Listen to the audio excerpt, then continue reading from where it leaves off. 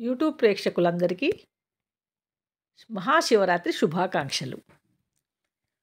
ఈరోజు మనం శివతత్వం గురించి కొన్ని విషయాలు తెలుసుకుందాము. అలాగే శివభక్తితో కూడినటువంటి గీతాలను పాడుకుందాము. శివతత్వం: శివుడు నిర్గుణుడు, లయకారుడు, నిరాడంబరుడు, విలక్షణమైన వ్యక్తిత్వం, వేషధారణ, వేదాంత తత్వం ఉన్నవాడు.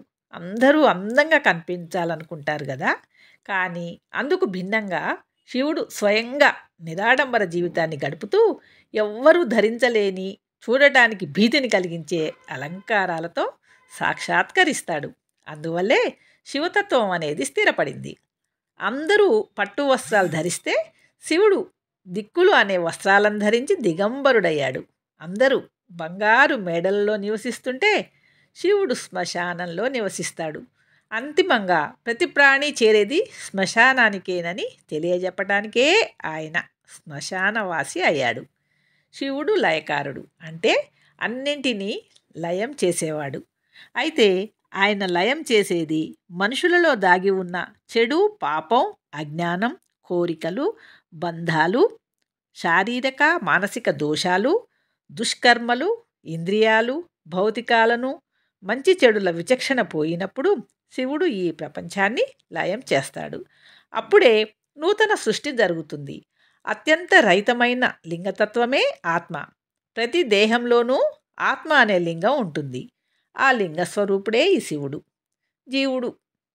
అందువల్ల శరీరం నుండి ఆత్మ లేక జీవుడు, శివుడు వేరు కాగానే, వెళ్ళిపోగానే శుభప్రదమైన దేహం శివం నుండి అమంగళకరమైన శవంగా మారిపోతుంది.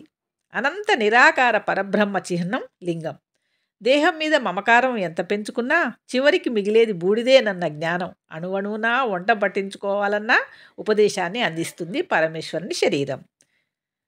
మీద బూడిద, త్రిపుండ్రం, అంతిమయాత్రలో మనకి తోడెవ్వరూ ఉండరు.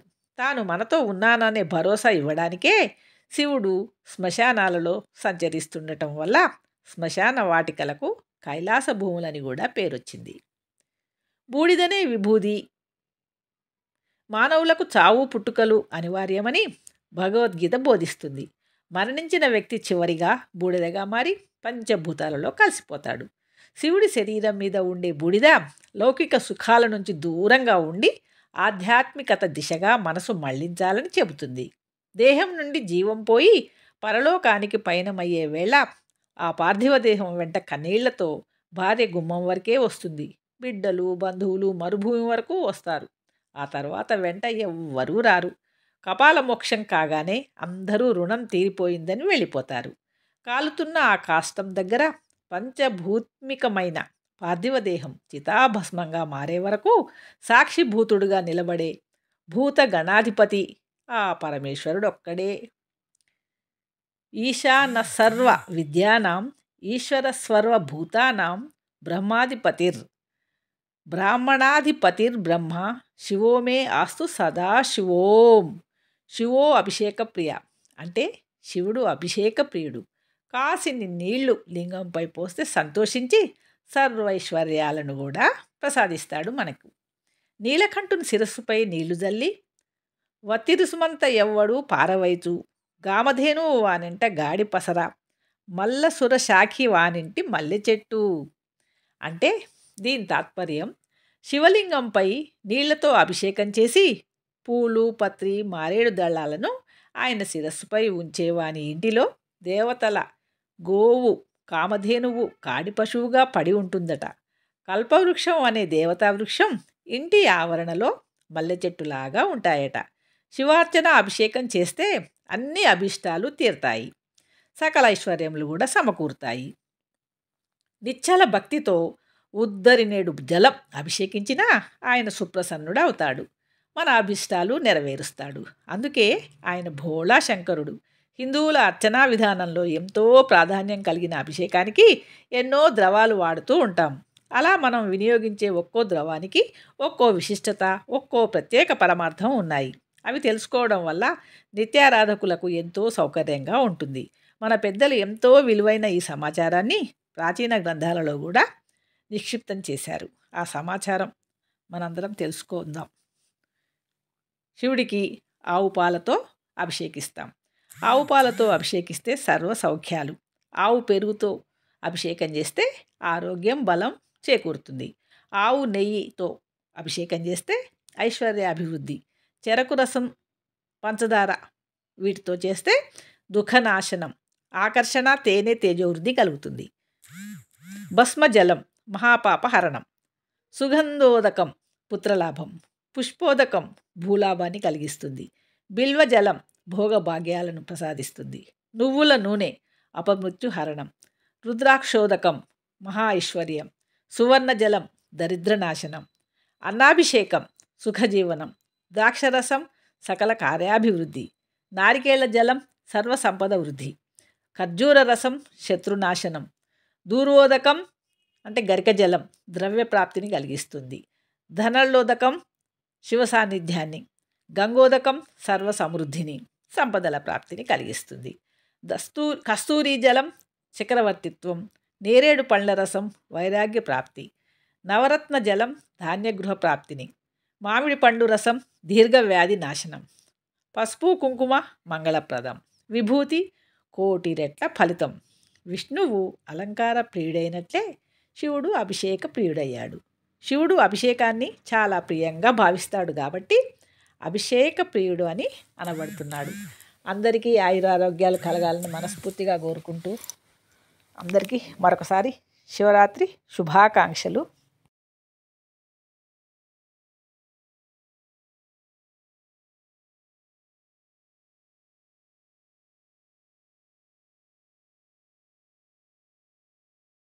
ఇప్పుడు స్వామి సచ్చిదానంద స్వామి గారు విరచించి పాడినటువంటి ఒక భక్తి గీతాన్ని వినండి నాగళ్ళంలో.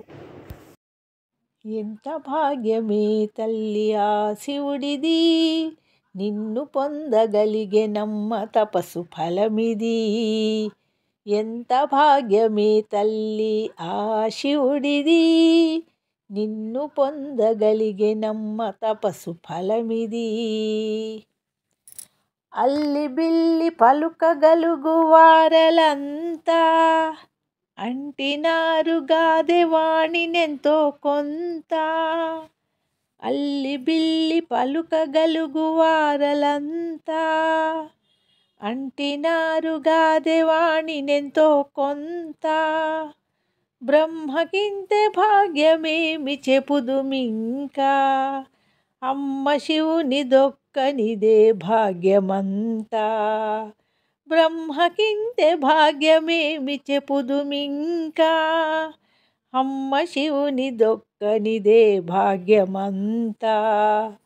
ఎంత భాగ్యమే తల్లి ఆ శివుడిది, నిన్ను పొందగలిగెనమ్మ తపస్సు ఫలమిది. కాసుకంట చూడగలుగు వారలంతా కలిగినారుగాదే లక్ష్మినెంతో కొంత. కాసుకంట చూడగలుగు వారలంతా కలిగినారుగాదే లక్ష్మినెంతో కొంత. హరికి ఇంత భాగ్యమేమి చెప్పుదుమింకా, అమ్మ శివుని దొక్కనిదే భాగ్యమంతా. హరికి ఇంత భాగ్యమేమి చెమంతా.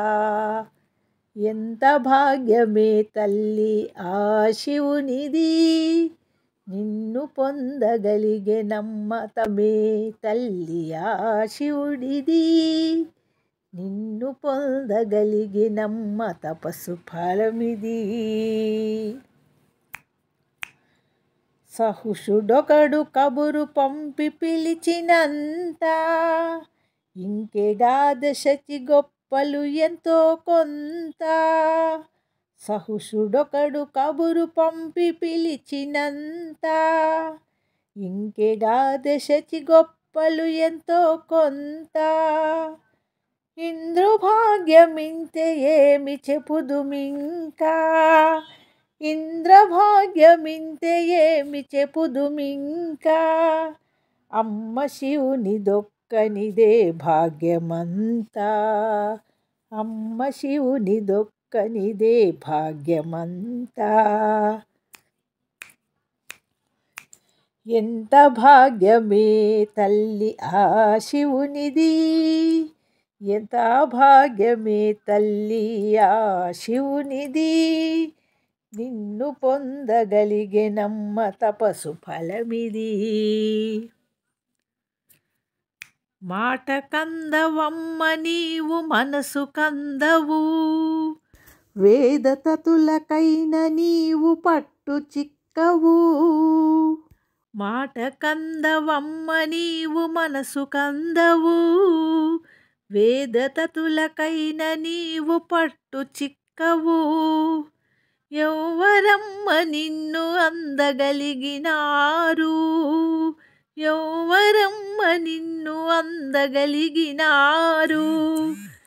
శివుడొక్కడే నిన్నొడిసి పట్టినాడు, శివుడొక్కడే నిన్ను ఒడిసి పట్టినాడు.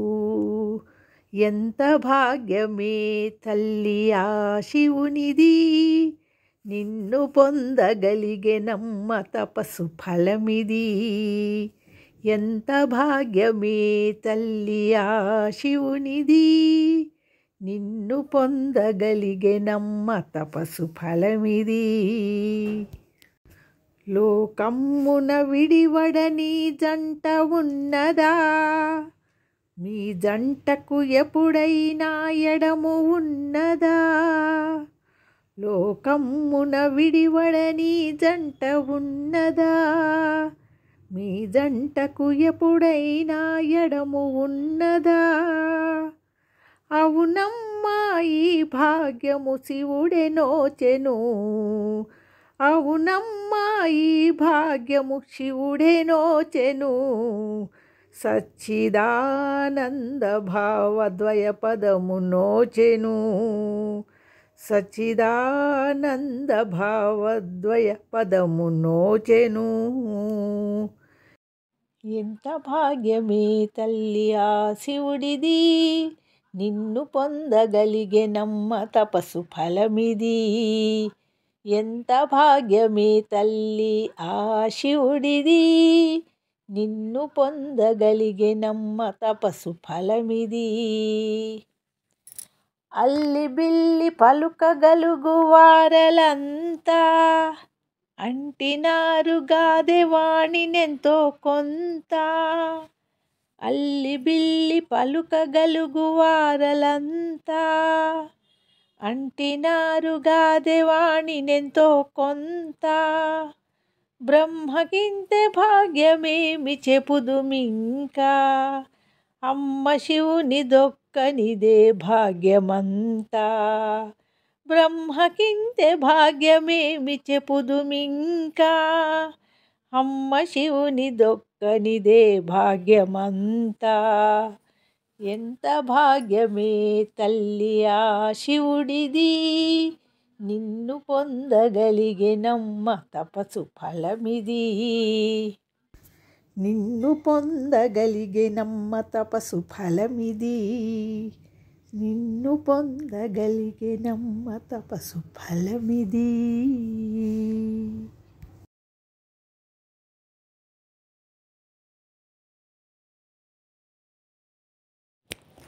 నమామీశమీశాన నిర్వాణ రూపం, విభువ్యాపకం బ్రహ్మవేదస్వరూపం, అజం నిర్గుణం నిర్వికల్పం నిరీగం, చిదాకారమాకాశవాసౌ భజేహౌ. నమామీశమీశాన నిర్వాణ రూపం, విభువ్యాపకం బ్రహ్మవేదస్వరూపం, నిరాకార ఓంకారమూలం పురీయం, గిరిజ్ఞానగోతీగభీషం గిరీశం, కరాళం మహాకాలకాలం కృపాలం గుణాకార సంసారసారం. నమోహం నమోహం. నిరాకార ఓంకారమూలం పురీయం, గిరాజ్ఞానగోతీగభీషం గిరీశం, కరాళం మహాకాలకాలం కృపాలం గుణాకార సంసార సారం. నమోహం.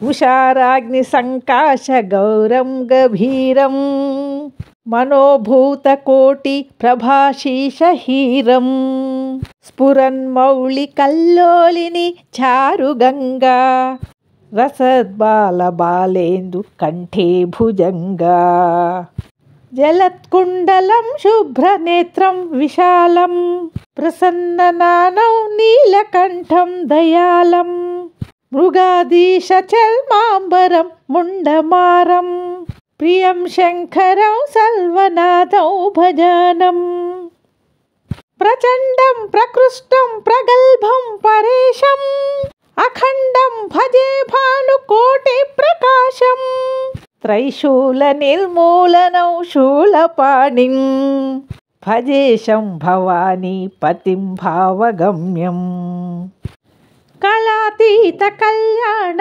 కల్పాంతకారి సదా సజ్జనానందదాతా పురారి చిదానంద సందోహ మోహాపహారి ప్రసీద ప్రసీద ప్రభో మన్మధారి నయావత్ ఉమానాద పాదారవిందం భజంతి హలోకే పరివాణహారం గతావత్ సుఖం వాపి సంతాపనాశం ప్రసీద ప్రభో సర్వభూతాదివాస న జానామి దోతం జపం దైవ పూజాం నతోహం సదా సర్వదా దేవతుభ్యం జరా జన్మ దుఃఖౌ గత తస్యమానో ప్రభో పార్థిశామానమామీశ శంభో రుద్రాష్టకమిదం ప్రోక్తం విప్రేణ